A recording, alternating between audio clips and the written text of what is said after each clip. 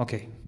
Gracias por darme la oportunidad de presentar lo que trabajamos aquí en la sede Cochabamba de la Católica. Entonces, yo no soy médico, soy químico, ¿no? Soy químico y trabajo desde unos años en el tema de microplásticos.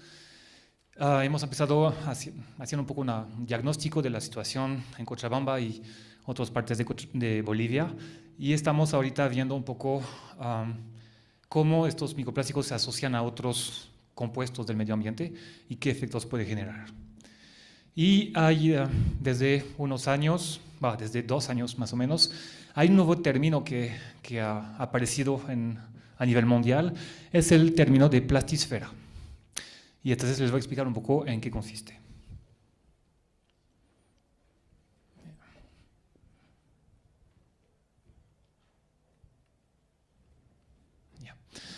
Ok, entonces, bueno, todos sabemos el tema del plástico es un problema mundial que va creciendo de manera exponencial en los últimos años.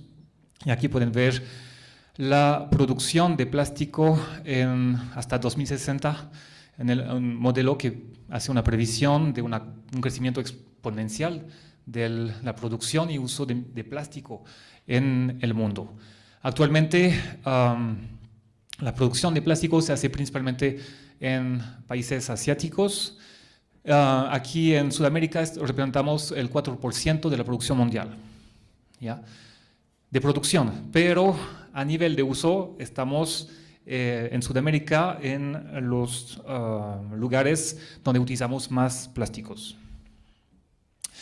En 2024 se hicieron, obviamente, como producimos bastante plástico, se hicieron 500 millones de toneladas de desechos plásticos. De estos 500 millones de toneladas, solo el 50% se van a los botaderos. La mayoría de los botaderos a cielo abierto. Entonces, lo que hace una degradación y después una movilización de este plástico. 19% están incinerados y 9% reciclados. El reciclado de plástico es algo problemático y estos últimos años se ha demostrado que el plástico reciclado es más peligroso que el plástico puro. Entonces, por eso también hay poco de este plástico reciclado. Y bueno, cuando este plástico no tiene un fin adecuado, lo encontramos principalmente en todos los compartimientos del medio ambiente. ¿Okay? Y eso se ha visto mucho más en los países del sur, ¿no? África, Sudamérica, donde tenemos una contaminación por plástico en el medio ambiente mucho mayor a otros continentes.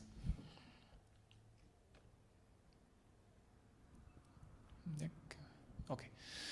¿Cuál es la situación en Bolivia? En Bolivia, un estudio de 2019 ha mostrado que más o menos cada ciudadano utiliza alrededor de casi 400 bolsas plásticos por año.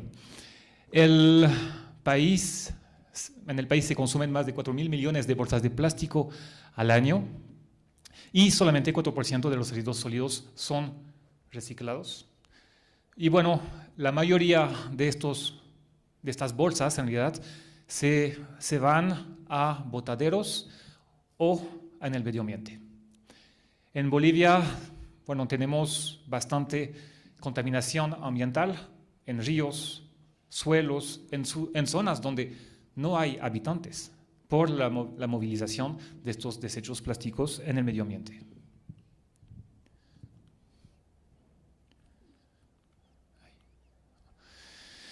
Y bueno, en realidad este plástico no se queda en forma gruesa. Por la lluvia, por el viento, por las bacterias, este plástico se va fraccionando en partículas cada vez más pequeñas. Y aquí aparecen lo que llamamos los microplásticos y los nanoplásticos. ¿Cómo se definen estos? Los microplásticos son partículas de plástico menores a 5 milímetros. Pueden ser primarios o secundarios.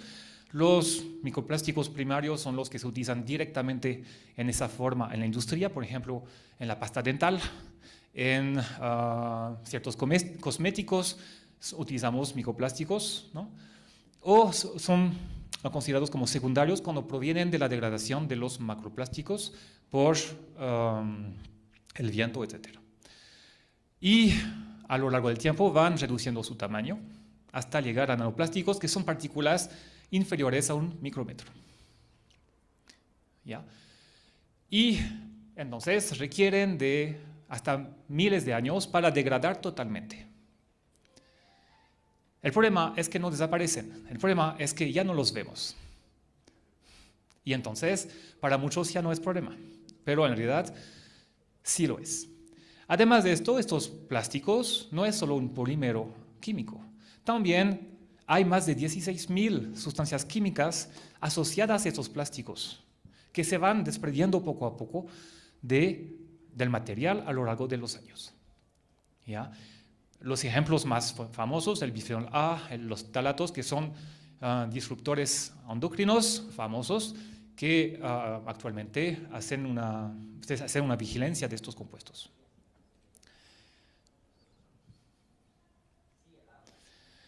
Bueno, ¿qué pasa en Bolivia? Entonces, en base al estudio que hicimos estos últimos años, hemos encontrado microplásticos en todas las muestras que hemos analizado. Agua, entonces agua de río, agua de lagos, agua de grifo, agua de pozo, aire en las ciudades, aire en zonas agrícolas, aire en el Parque Tunari arriba, suelos, animales. Hemos trabajado, por ejemplo, con la rana del Titicaca, hemos recuperado el contenido estomacal de estas ranas que estaban llenos de microplásticos. Y en los camarones que comen también estas ranas estaban los microplásticos. En peces, algunos, bueno, conocen o van los domingos a la Laguna Angostura, hemos encontrado entonces microplásticos dentro de los peces que se pescan. Y vacas también. Entonces hemos ido a ordeñar vacas y en la leche que salía de la vaca había microplásticos. Y también en la leche que consumimos después, ¿no? Entonces, realmente es un problema global. ¿Ya? Y bueno, necesitamos todavía más datos para poder entender bien cuál es la dinámica de estos microplásticos. Entonces, ¿cuál es el enlace entre los microplásticos y la resistencia a antibióticos? Entonces, si les digo que no hay, obviamente ya se acaba la presentación. Y ya. Entonces, no existe una relación directa del microplástico con la resistencia a antibiótico. Y aquí aparece lo que llamamos la plastífera. Porque el microplástico en el medio ambiente no está solo. Está asociado con otros compuestos del medio ambiente, como una partícula más en el medio ambiente.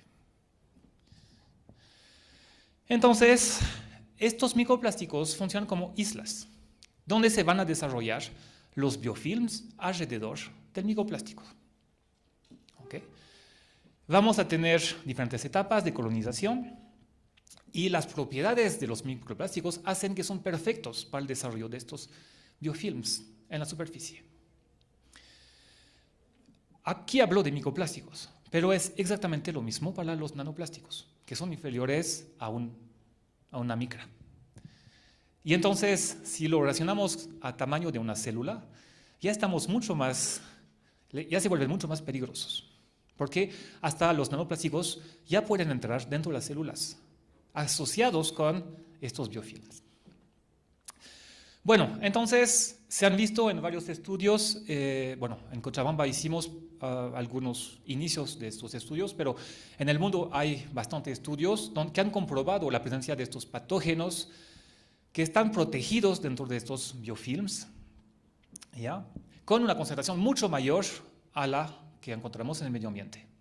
Y este biofilm actúa como una protección de estos patógenos, protección contra la depredación de otros organismos, pero también protección contra la radiación UV que puede afectar a estos organismos.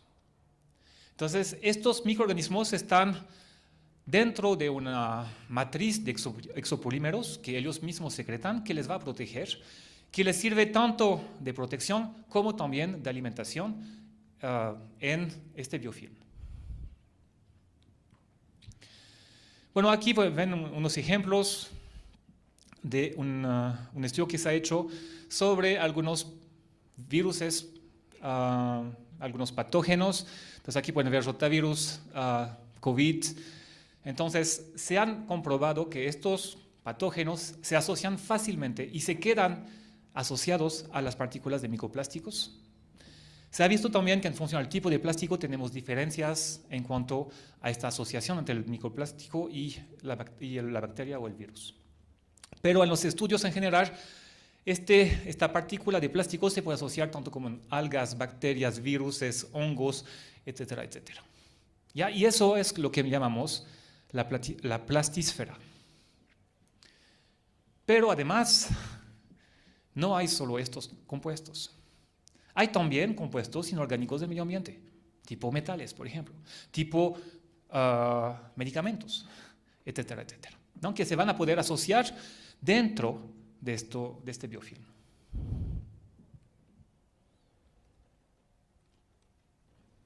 Ahí. Y dentro de estos biofilms vamos a tener lo que se ha sido comprobado como hotspot de intercambio. Vamos a tener una transferencia horizontal de genes que va a permitir que la proximidad física en los biofilms entre los microorganismos aumente la tasa de intercambio genético. ¿Ya? Bueno, se ha comprobado por conjugación, transformación, transducción que se pueden transferir genes de resistencia a antibióticos dentro del mismo biofilm. Entonces, estos microplásticos asociados a microorganismos que además algunos pueden transferir genes de resistencia a antibióticos, pueden entrar dentro de los organismos y pueden entrar dentro de las células. Lo que se vuelve, obviamente, un riesgo fuerte para la salud pública. Como les decía, el microplástico va a actuar como un caballo de Troya, asociando contaminantes y bacterias. ¿Ya? Se absorben metales pesados. Aquí son los resultados de un estudio que hemos hecho. En la curva de arriba es la capacidad de absorción de plomo por microplásticos con sin biofilm. Entonces, con el biofilm vamos a aumentar por más de 4 veces la capacidad de absorción de metales a la partícula de microplástico. ¿Ya? Y entonces, estos biofilms van a poder transportar estos contaminantes y estas bacterias dentro de los organismos y dentro de las células. Hemos visto también en ese estudio que cuando mayor cantidad de bacterias teníamos dentro del biofilm, teníamos una mayor absorción de los metales y una mayor resistencia del biofilm a los metales. ¿Ya? Aquí hemos trabajado con concentraciones de metales, de plomo, que normalmente son letal para los microorganismos. Pero tenemos una pequeña disminución del biofilm en presencia de metales, pero tenemos una mayor absorción de metal. Entonces, esta resistencia también la podemos ligar a la presencia de estos metales, porque en los mismos plásmidos se encuentran los genes de resistencia a los metales y a los antibióticos. Y entonces, por la presencia conjunta de estos compuestos, vamos a tener una resistencia cruzada, una corresistencia de los organismos a los metales más antibióticos, ¿no?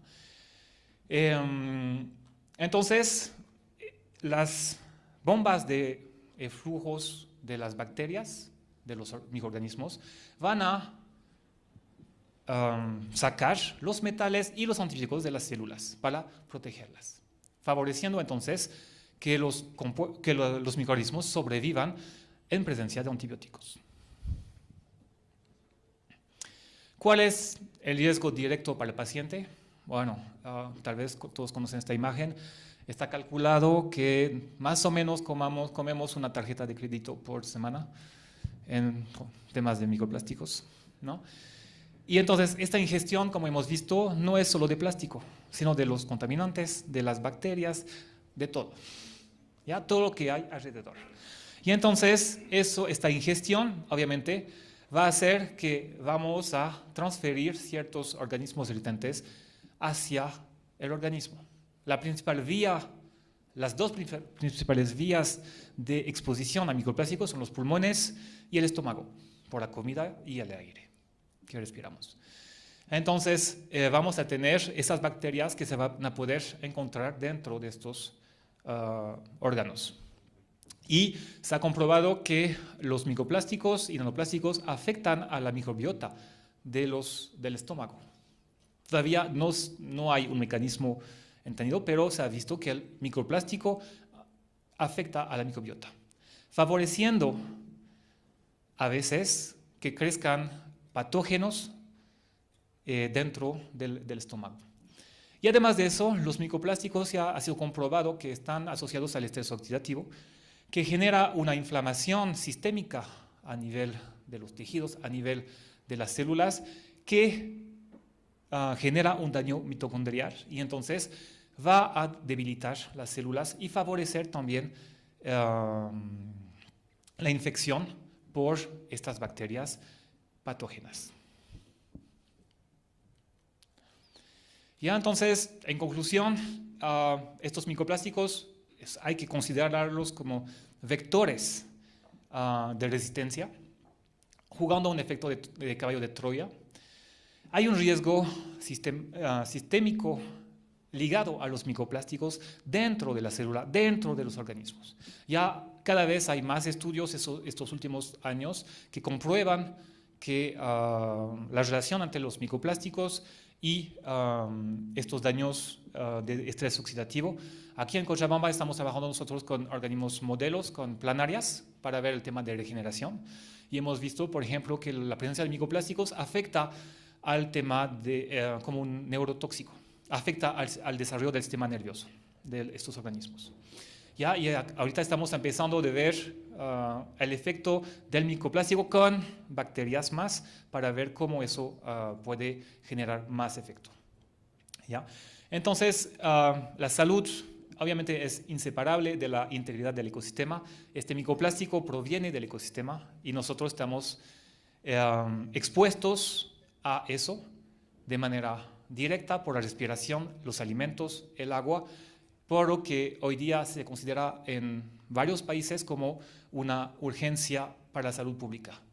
En Estados Unidos, hace 2 semanas, a pesar que Donald Trump esté como presidente, han puesto un fondo de varios millones de dólares para el estudio de los microplásticos, por temas de salud pública.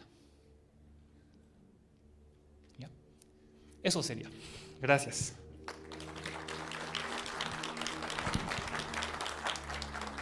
Agradecidos con la presentación, pero sobre todo sorprendidos.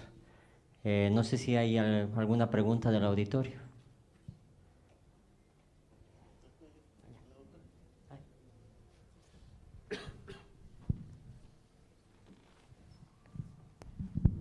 Buenos días, muchísimas gracias. Realmente interesante el tema que nos ha compartido, ¿no? Y realmente son datos muy preocupantes para la salud pública.